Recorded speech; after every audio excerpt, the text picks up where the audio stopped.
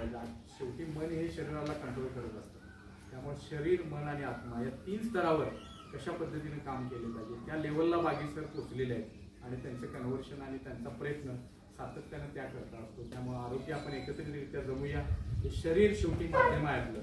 कुठलीही गोष्ट करायची झाली तर शरीरच सर्वात महत्त्वाचं आहे. त्यामुळं अन्न, हवा आणि पाणी याचा आनंदात सेवन करूया, आनंद वाटत राहूया आणि आनंदात जगूया. कर्म का सिद्धांत लागू आहे, जे पेरणार तेच उगवणार आहे. त्यामुळं चांगलं काम करत राहूया, फळाची अपेक्षा न करता खूप आशावादी राहणं आयुष्यामध्ये महत्त्वाचं आहे. चांगलं शरीर, चांगलं मन, चांगला आत्मा जर आपण ठेवला तर निश्चितपणानं हे जीवन जे सुंदर आहे ते आणखीन सुंदर होण्याकडे आपला निश्चितपणानं प्रयत्न राहील.